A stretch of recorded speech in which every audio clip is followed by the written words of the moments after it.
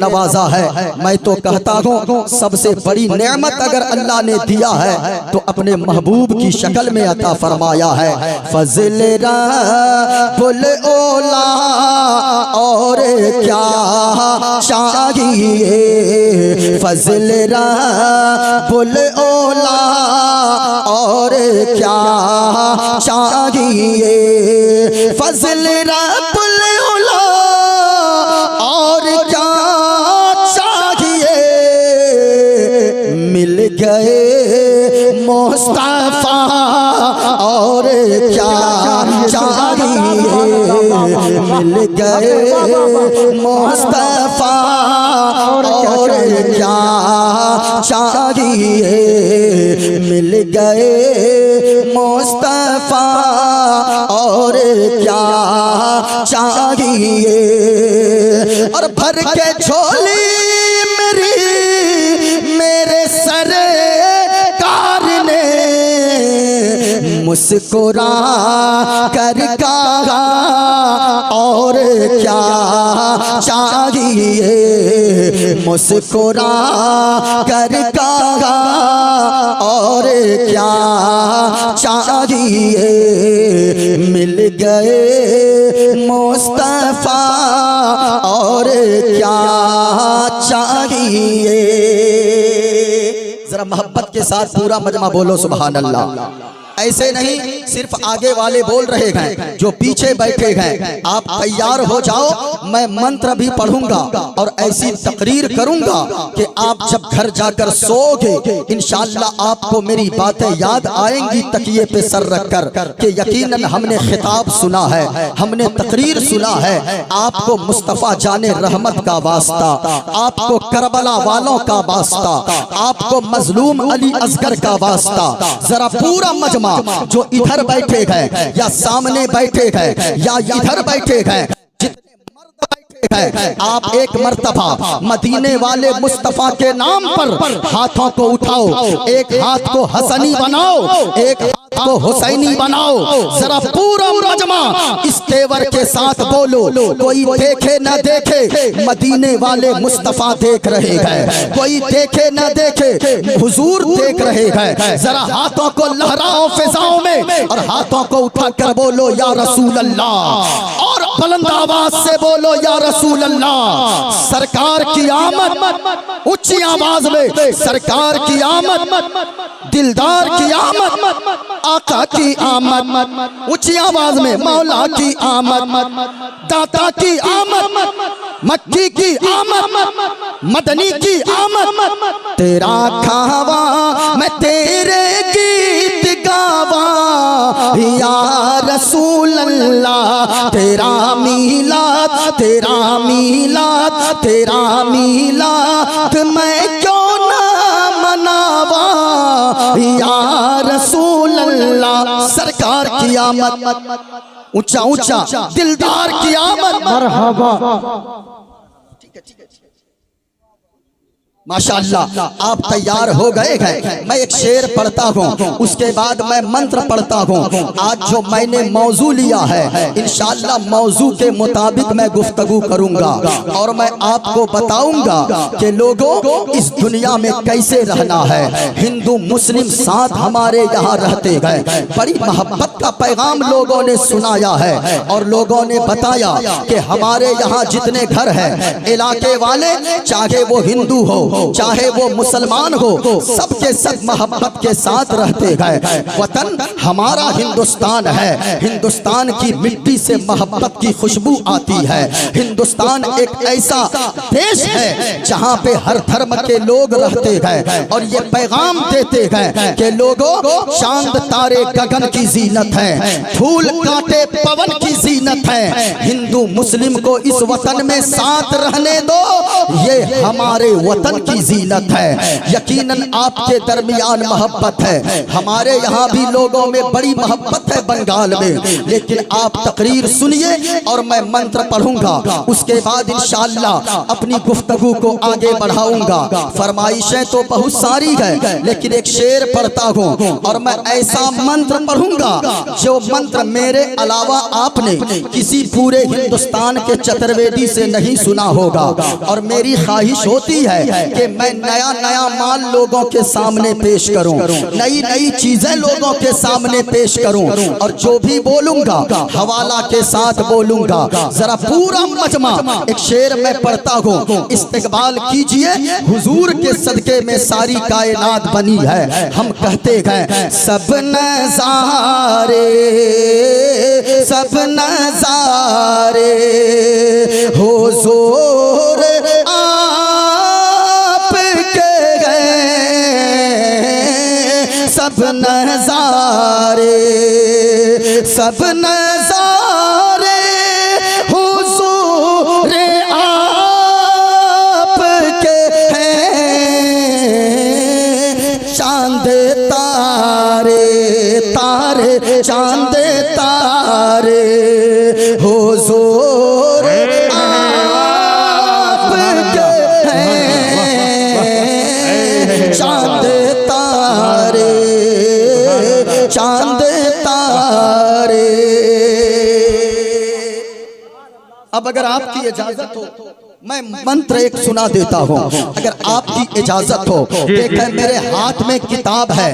भाई साहब आवाज को थोड़ी सी साफ कीजिए, मेरी आवाज मुतासिर है। बेस मुकम्मल बंद कर दीजिए। अच्छा माइक बज रहा है आपका, बड़ा अच्छा बज रहा है, और ऐसा लगे कि मैं पहली रात में बोल रहा हूँ। यकीनन बड़ा अच्छा साउंड है, बहुत अच्छे अंदाज में आप बजा रहे हो। ये मेरे हाथ में किताब है, किताब का नाम है श्रीमद् भागवत गीता। हमारे यहाँ कुरान करीम है, और हिंदू भाइयों के यहाँ ये एक ऐसी किताब है जो उनके यहाँ सबसे मोतबर मानी जाती है, सबसे मुकद्दस मानी जाती है। सबसे बेहतर किताब श्रीमद् भागवत गीता को मानी जाती है। किताबें तो बहुत सारी है, रामायण भी मेरे पास मौजूद है, उपनिषद की 108 किताबें आती है, उनमें से मेरे पास उपनिषद की श्वेताश्वर भी मौजूद है। देखो मैं मंत्र शुरू करता हूँ श्रीमद् भागवत गीता से। श्रीमद् भागवत गीता का मैं एक मंत्र सुनाता हूँ। किताब का नाम श्रीमद् भागवत गीता, पेज नंबर 23 है। अगर कोई पढ़ना जानता हो संस्कृत हमारे हिंदू भाइयों में से वो आकर पढ़ सकता है। और मोइनुद्दीन कादरी एक लफ्ज इधर उधर नहीं करेगा। अगर मोइनुद्दीन कादरी की बातों को कोई गलत साबित कर दे कि तुमने गलत मंत्र पढ़ा है, तो मोइनुद्दीन कादरी उसे मुंह मांगा इनाम देने को तैयार है। लेकिन आप तवज्जो से सुनना, एक बात मैं पहले ही क्लियर कर दूं।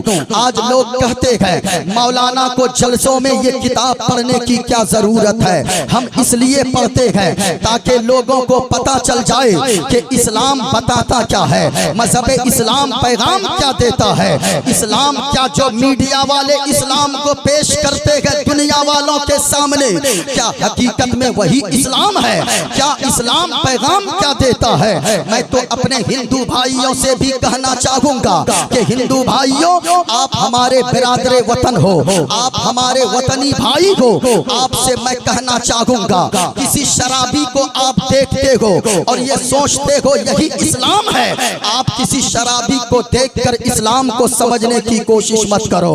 किसी जुआरी को देखते हैं लोग और कहते हैं सोच लेते हैं यही इस्लाम है। किसी बदमाश को देखते हैं लोग और सोचते हैं यही इस्लाम सिखाता है। नहीं प्यारे, इस्लाम ये नहीं सिखाता है। इस्लाम पैगाम क्या देता है? इस्लाम वो नहीं है जिसे आप देख रहे हो या मीडिया वाले दिखा रहे हैं। इस्लाम तो ये है, इस्लाम को अगर समझना चाहते हो किसी शराबी को को देखकर इस्लाम को मत समझो। इस्लाम को अगर समझना चाहते हो ख्वाजा गरीब नवाज की सीरत को पढ़ते जाओ, इस्लाम समझ में आता चला जाएगा। हुजूर गौसे आजम की सीरत को पढ़ते जाओ, इस्लाम समझ में आता जाएगा। मदीने वाले मुस्तफा जनाबे मोहम्मदुर रसूलुल्लाह की सीरत को पढ़ते जाओ, इस्लाम समझते चले जाओगे। इसलिए मैं आज बताऊंगा इस्लाम का पैगाम क्या है। सुनो मंत्र सुनो। किताब का नाम श्रीमद् भागवत गीता, पेज नंबर 23 है। ये किताब छपी है गीता प्रेस गोरखपुर से। और ये मंत्र ध्यान से सुनो जो मैं पहला मंत्र पढ़ रहा हूँ। कहा के अधर्मा विभवात् कृष्णा प्रदुष्यन्ति कुल स्त्रिया स्त्रीषु दुष्टाषु वर्ष्णे जायते वर्ण शंकर। एक किताब का नाम श्वेताश्वर है, उपनिषद की किताब है, वो भी मेरे पास मौजूद है। उस किताब में लिखा है एको देवा सर्वभूते सगुणा सर्वभूतांतरात्मा कर्माध्यक्षा साक्षी चेता केवलो निर्गुणस्थ। और एक ये किताब ही का मंत्र है जो हमारे हिंदू भाइयों के यहाँ का छोटा बच्चा पढ़ता है। किताब का नाम भागवत गीता। इस किताब में लिखी गई है ये बातें जो हिंदू भाइयों पढ़ते रहते हैं। और वो बातें ये है, कहा के लोगों वायुदे यर्मुगड़ी वरुणा शशंका प्रजापतिष्ठम पर पितामहश्च नमो नमस्ते सुशाहस्कृता पुनश्च भूयोपि नमो नमस्ते गणेशियम चरणम शीशमनम शशांकम चरणम शीशमनम पर्वतम चरणम शीशमनम गंगाजलम स्नानम पंडितम गौदानम स्वाहा। कल की अवतार न्यार पंथम पृथ्वी मध्यम और वसिकारतम बलवन स्वानम लमलहीयम पशुपनम तपस्यम वीरम महावीर गुरुम प्राणम प्रदीपम सोमति विष्णुवेशम स्वरूपम अस्मा सुकुमारु हादेओ दत्तम जगतपति असिना साधु अष्ट अष्टज गुणवती गिरी गिलील गंधा अति ज्योति में प्रकाशम नतमस्तक भूमिष्ठम प्रभो गुणगानम नाफ बुरीता लीड गच्छदीन पराक्रम पवित्रम गंगा स्नानम मति पवित्रम पवित्रम पवित्रम। और सुनो लोगो मदीने वाले मुस्तफा का चर्चा, मदीने वाले मुस्तफा की प्रशंसा, मदीने वाले मुस्तफा की तारीफ। अपने तो अपने दूसरे भी मदीने वाले मुस्तफा की तारीफ बयान करते गए। एक हमारे हिंदू भाई गए वो कहते गए संकट मोचन संकट हारी संकट मोचन संकट हारी अरबन मदनी अरबन मदनी। वाह वाह वाह। बिल्कुल। और ये नया है, जरा सुनिएगा। संकट मोचन संकट हारी अरबन मदनी अरबन मदनी। और कल्याण करो मोरा है कल्याणी कल्याण करो मोरा है कल्याणी अरबन मदनी अरबन मदनी। कल्याण करो मोरा है कल्याणी अरबन मदनी अरबन मदनी। इस्लाम का तुमसे ज्ञान मिला है, आदर मिला सम्मान मिला है। इस्लाम का तुमसे ज्ञान मिला है, आदर मिला सम्मान मिला है। हृदय से तुम्हारे हैं आभारी अरबन मदनी अरबन मदनी। और विनती कर दो मंगल मंगल विनती कर दो मंगल मंगल। तोरा राज चलत है मंडल मंडल। विनती कर दो मंगल मंगल तोरा राज चलत है मंडल मंडल। और या रसूल अल्लाह संपूर्ण जगत के हो पर भारी अरबन मदनी अरबन मदनी। और उपदेश मिला संदेश मिला गए, शिक्षा का हमें संदेश मिला गए। हर युग में रहे हो शिक्षाकारी अरबन मदनी अरबन मदनी। कल्याण करो मोरा है कल्याणी अरबन मदनी अरबन मदनी। वाह वाह वाह वाह वाह वाह वाह।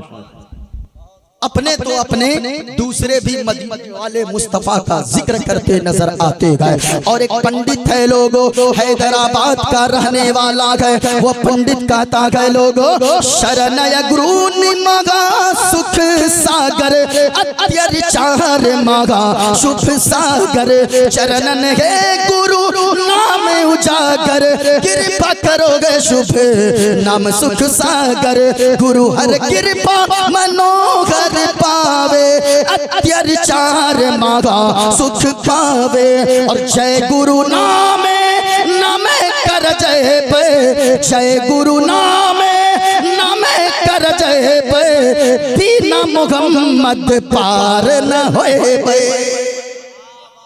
ये दूसरे कह रहे हैं, जरा सुनना लोगों। अब मैं धीरे धीरे खुलासा कर दूं, इस्लाम पैगाम क्या देता है, इस्लाम लोगों को बताता क्या है। आज जो मीडिया वाले इस्लाम को दुनिया वालों के सामने पेश करते हैं, वो हमारा इस्लाम नहीं है। हमारा इस्लाम तो ये सिखाता है, लोग कहते हैं मुसलमानों को मानवता नहीं आती है, मुसलमानों को इंसानियत नहीं आती है। और कुछ मीडिया वाले तो आज यहाँ तक बोलते हैं कि ये मौलाना भड़काता है, ये मौलवी भड़काता है, ये मुसलमान भड़कता है। अल्लाह की कसम कहता हूँ, आज के जश्न ईद मिलादुन नबी कॉन्फ्रेंस से आज के इस धरती से पैगाम देना चाहूंगा कि याद रखना हमारे हिंदू भाइयों, मैं हमेशा ये पैगाम देता हूँ, मेरी तो छोड़ो, हमारे यहाँ के 10 साल के बच्चे से भी पूछो, वो कहेगा सुनो मुसलमान भड़कता नहीं है, मुसलमान तो इंसानियत का पाठ पढ़ाता है, इस्लाम तो मानवता का पैगाम लोगों को देता है, इस्लाम तो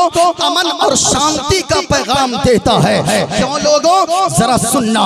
इसलिए लोग जो कहते हैं ये मुसलमान भड़कता है, मुसलमान अपनी माँ के नाम पर नहीं भड़कता है, मुसलमान अपने बाप के नाम पर कुछ नहीं बोलता है। हम तो कहते हैं स्टेजों से हमको गालियां देना है दे दो, हम कुछ नहीं बोलेंगे। हमारी माँ को गालियां देना है दे दो, हम कुछ नहीं बोलेंगे। हमारे बाप को गालियां देना है दे दो, हम कुछ नहीं बोलेंगे। हमारे खानदान को गालियां देनी है दे दो, हम कुछ नहीं बोलेंगे। लेकिन अल्लाह की कसम एक मुसलमान कहता है हमें जो कहना है कह दो, लेकिन याद रखना मदीने वाले मुस्तफा की शान में एक शब्द मत निकालना, मदीने वाले मुस्तफा की शान में गुस्ताखी न करना। बल्कि हम तो कहते हैं अगर हुजूर की शान में गुस्ताखी हो जाती है, एक मुसलमान कहता है या रसूल अल्लाह ये दौलत क्या है, ये अपनी जान को भी हम मुस्तफा के नाम पर कुर्बान करने को तैयार है। और हम तो कहते हैं या रसूल अल्लाह जमीनो जमा तुम्हारे लिए, मकीनो मका तुम्हारे लिए, चुनीनो चुना तुम्हारे लिए, बने दो जहां तुम्हारे लिए, दहन में ज़बां तुम्हारे लिए, बदन में हैजा तुम्हारे लिए। और या रसूल अल्लाह हम आए यहाँ तुम्हारे लिए, उठे भी वहाँ तुम्हारे लिए। नारे तकबीर, नारे रिसालत, नारे रिसालत, सरकार की आमद, आमदे मुस्तफा, आमदे मुस्तफा, नारे तकबीर। सुभान अल्लाह, सुभान अल्लाह। थोड़ा सा कम कीजिए, इनको कम हल्का सा आवाज बढ़ाइए, इनको कम ज्यादा नहीं हल्का सा कम कीजिए, बिल्कुल बंद नहीं करना है, आवाज हल्की सी खोलिए। अच्छा बज रहा, सुने इस्लाम पैगाम क्या देता है। इस्लाम मानवता का पैगाम देता है। इस्लाम को समझने के लिए किसी जाहिल से इस्लाम को मत समझो। इस्लाम अगर समझना है किसी बुराई करने वाले से इस्लाम को मत समझो। इस्लाम पैगाम क्या देता है, इस्लाम की खूबसूरती क्या है, यही वजह है इस्लाम की खूबसूरती जो भी पढ़ेगा वो इस्लाम के दामन से वाबस्ता हो जाएगा और एक अच्छा और बेहतर मजहब मानने लगेगा। आज हजरत अमेरिका में पहले 10 लोग साल में कलमा पढ़कर मुसलमान होते थे, इंग्लैंड में 10 लोग साल में कलमा पढ़कर मुसलमान होते थे, लेकिन आज अमेरिका की तारीख बताती है कि आज साल में हजारों लोग कलमा पढ़कर मुसलमान हो रहे हैं। इसकी वजह क्या है? वजह यह है आज अमेरिका इस्लाम के पीछे है, आज बरतानिया इस्लाम के पीछे है, इंग्लैंड इस्लाम कुरान के पीछे है, हॉलैंड इस्लाम और कुरान के पीछे है। याद रखना पूरी दुनिया इस्लाम और कुरान के पीछे है, लेकिन हमारा इस्लाम और कुरान सबसे आगे नजर आता है, बढ़ता ही चला जाता है। क्यों? हम तो कहते हैं कि सहरा में, जंगलों में, बयाबान में पढ़ो, मीनार गिर पड़े तो मैदान में पढ़ो। और ये बेखबर नुजूमी तुम्हें क्या बताएंगे कल होने वाला क्या है, कुरान में पढ़ो। इस्लाम कितना अच्छा मजहब है, इस्लाम मानवता का कैसा पाठ पढ़ाता है, पूछिए इन उलमा से।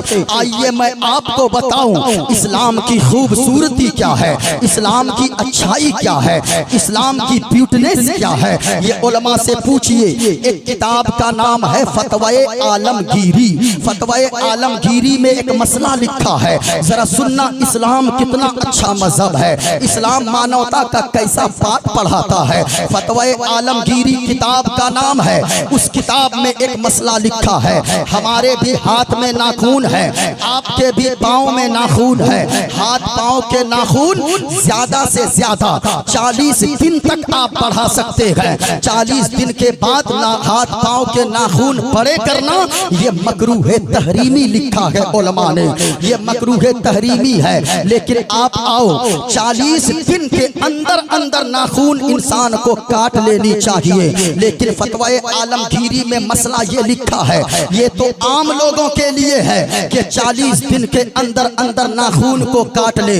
अगर कोई गाय का दूध निकालता हो, कोई भैंस का दूध निकालता हो, कोई जानवर का दूध निकालता हो, तो हमारा इस्लाम कहता है वो 40 दिन का इंतजार न करे, बल्कि वो 10 दिन के अंदर अंदर नाखून को काट लिया करे। मैंने सोचा या अल्लाह रीजन क्या है, आखिर वजह क्या है? और लोगों के लिए 40 दिन मोहलत है कि वो 40 दिन तक रख सकता है, और लेकिन जो जानवर का दूध दोहता हो वो 10 दिन के अंदर अंदर क्यों काट लिया करे? तो उसके आगे इसका रीजन लिखा है, उसके आगे इसकी वजह लिखी है कि इसलिए अगर तेरे नाखून बड़े रहेंगे, अगर तेरे हाथ के नाखून बड़े रहेंगे तो तू जानवर के थन से दूध को निकालेगा, यानी जो ग्वाला का काम करता है, जो दूध दोहता है, अगर तेरे नाखून बड़े रहेंगे जानवर के दूध को निकालेगा। तेरे नाखून लगने की वजह से कहीं जानवर को तकलीफ ना हो जाए, कहीं जानवर को जख्म ना हो जाए। मैं आपसे पूछना चाहता हूँ, दिल पे हाथ रखकर बताना, जो मजहब इस्लाम जानवर का इतना सम्मान सिखाता है, जो मजहब इस्लाम जानवर के साथ इतना अच्छा सलूक करने का हुक्म देता है, वो मानवता का कैसा पाठ पढ़ाता होगा, वो इंसानियत की कितनी कद्र बताता होगा। लेकिन प्यारे इस्लाम को समझो तो सही, इस्लाम समझ में कहां से आएगा? इस्लाम को पढ़ेंगे तब इस्लाम समझ में आएगा। दूसरों की बातों पे इस्लाम को बुरा मत कहिए। इस्लाम क्या पैगाम देता है? इंसानियत का पैगाम देता है। इधर देखिए इस्लाम क्या कहता है, कितना सुंदर मजहब है इस्लाम, कितना बेहतर मजहब है इस्लाम। इस्लाम कहता है कि लोगों तुम में से कोई शख्स उस वक्त तक पक्का मोमिन नहीं हो सकता, पक्का मुसलमान नहीं हो सकता जब तक कि उसकी तकलीफ से उसका पड़ोसी महफूज ना हो जाए। यानी इस्लाम पैगाम देता है अगर तू खाना खाकर सो गया, तेरा पड़ोसी अगर बगल में चाहे वो हिंदू हो, चाहे वो यहूदी हो, चाहे वो नसरानी हो, चाहे वो ईसाई हो, अगर तू पेट भर के खाना खाकर सो गया और तेरे घर के बगल में जो तेरा करीबी है, जो तेरा पड़ोसी है, और वो भूखा सो गया, तो याद रखना कयामत के दिन अल्लाह तुझसे पूछेगा कि तुमने खाना खाकर तू सो गया, तेरा पड़ोसी भूखा सो गया, तुझे ख्याल क्यों नहीं आया, तूने उनके बारे में क्यों नहीं सोचा? अल्लाह के दिन पूछेगा। हुजूर फरमाते हैं अगर कोई पड़ोस में किसी की मिट्टी का घर हो, मिट्टी की दीवार हो, अगर कोई नाखून के जरिए उसकी दीवार को खुरच दे और जो नाखून में मिट्टी लग जाएगी उस मिट्टी के बारे में भी अल्लाह सवाल करेगा कि तुमने बिला वजह उसके दीवार की मिट्टी को क्यों खुरचा था। इस्लाम ये पैगाम देता है कि लोगों जानवर को भी गालियां मत दिया करो। एक शख्स ने मुर्गे को गालियां दे दिया हुजूर के सामने। हुजूर ने फरमाया खबरदार, मुर्गे को गालियां मत दिया करो, जानवर को गालियां मत दिया करो। मैं आपसे कहना चाहता हूं जो मजहब इस्लाम जानवर को गालियां देने से मना करता है वो इंसानों को गालियां देने की इजाजत कैसे दे सकता है। लेकिन इस्लाम की खूबसूरती को पढ़ के तो देखो। आज लोग कहते हैं ये मुसलमान ऐसा है, ये मुसलमान ऐसा है। याद रखना इस्लाम तो कहता है, लोग कहते हैं इस्लाम ने औरतों को कैद करके रख दिया है, इस्लाम ने औरतों को चार दीवारी के अंदर जेल खाने में बंद कर दिया है। अल्लाह की कसम इस्लाम ने तो वो पैगाम दिया है, मदीने वाले मुस्तफा ने बताया है कि लोगों ये औरत है, औरत अगर ये औरत बेटी की शक्ल में है तो तेरे घर के लिए रहमत बनकर आई है। अगर ये औरत बहन की शक्ल में है तेरे लिए इज्जत बनकर आई है। अगर ये औरत बीवी की शक्ल में है तेरे लिए मोहब्बत बनकर आई है। और अगर यही औरत अगर माँ बनकर आई है तेरी जन्नत को अल्लाह ने तेरी माँ के कदमों के नीचे डाल दिया है। ये मजहब इस्लाम की ब्यूटीनेस है, ये मजहब इस्लाम की खूबसूरती है। लेकिन कोई समझने को तैयार हो तब ना। याद रखिएगा इस्लाम पैगाम देता है जमाने वालों को कि लोगों आप अगर अमन का कोई पैगाम नहीं देता है, शांति का पैगाम नहीं देता है तो हकीकत में वो मुसलमान कहलाने के लायक ही नहीं है। हिंदुस्तान से सब मोहब्बत करते हैं, हिंदुस्तान से तो हम इतनी मोहब्बत करते हैं कि जब तक जिंदा रहते हैं इसी जमीन के ऊपर रहना पसंद करते हैं और जब मरते हैं इसी जमीन के नीचे दफन होना पसंद करते हैं। हमने तो कहा था कि न तो अमेरिका अच्छा, न तो चाइना अच्छा, न तो बर्तानिया अच्छा, बल्कि सारे जहां से अच्छा हिंदुस्तान हमारा। हम बुलबुले हैं इसकी, ये गुलसिता हमारा।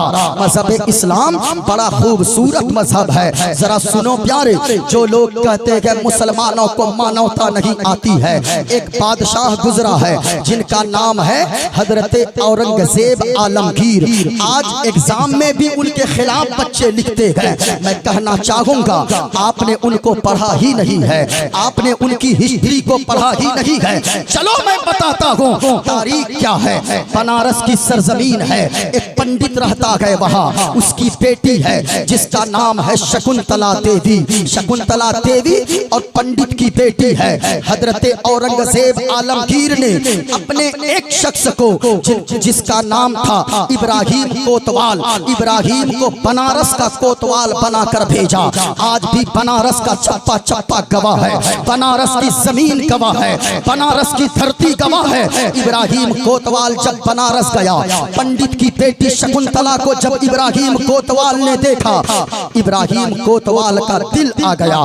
कहने लगा शकुंतला तू मुझसे शादी कर ले, तू मुझसे निकाह कर ले। इब्राहिम कोतवाल से पंडित की बेटी शकुंतला कहती है, ए इब्राहिम कोतवाल तू कैसी बातें करता है, तू मुसलमान है और मैं पंडित की बेटी हूँ, मैं तुझसे कभी शादी नहीं कर सकता। इब्राहिम कोतवाल को वो गुस्से में आ गया। कहने लगा अगर तू शादी मुझसे नहीं करेगी तो याद रखना जिस दिन तेरी डोली उठेगी उस दिन वो डोली तेरे ससुराल को नहीं जाएगी बल्कि मेरे घर में आ जाएगी। अब वो लड़की रोने लगी, बाप भी रोने लगा। पंडित ने कहा ओ बेटी ये कितना जालिम कोतवाल आया है, ये कितना बदमाश कोतवाल आया है। पंडित की बेटी शकुंतला का जवाब सुनो।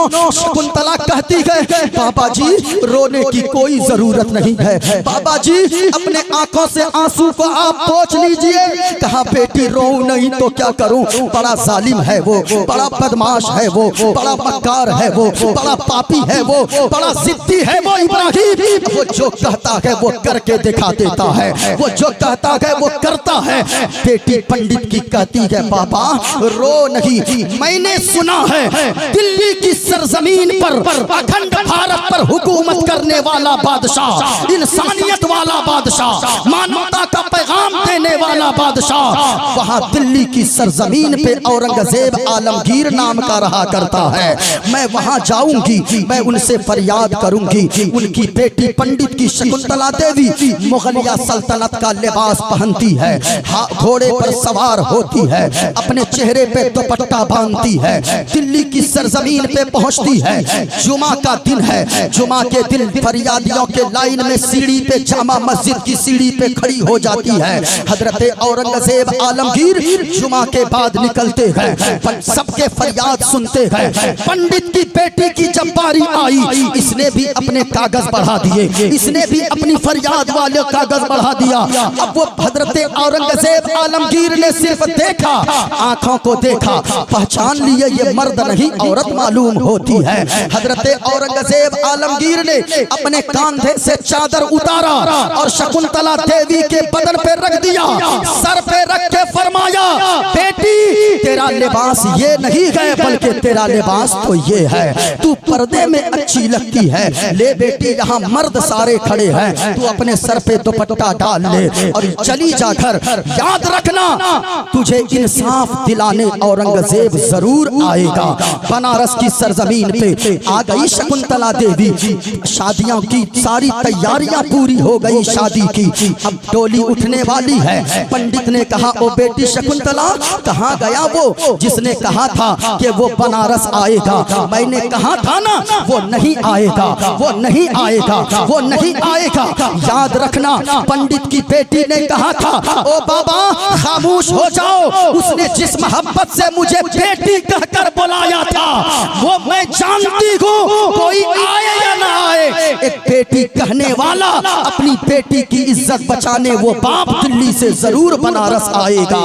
अल्लाह समझ इतना कहना था। शादी की तैयारियां हो गई, डोली उठने वाली है। उधर इब्राहिम कोतवाल घोड़े पे सवार होकर अशरफियां लुटा रहा था। इतने में कंबल ओढ़कर फकीर आया, हाथों को बढ़ाया, कहा कि रे जमीन पे बहुत सारी अशरफियां गिरी है ले लो।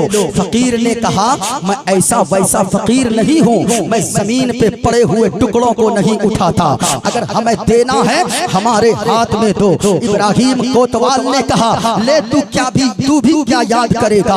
झोली में हाथ डाला, अशरफिया निकाल कर हाथ में देने के लिए हाथ बढ़ाया। उस कंबल पोश फकीर ने, कंबल ओढ़े फकीर ने इब्राहिम कोतवाल के हाथ को पकड़ा और खींचकर घोड़े से जमीन पे पटक दिया। चादर को सर से हटाया, चारों तरफ हंगामा बर्पा हो गया कि चादर के अंदर छुपने वाला कोई फकीर नहीं था बल्कि अखंड भारत पर हुकूमत करने वाले बादशाह हजरत औरंगजेब आलमगीर बनारस आ गए थे।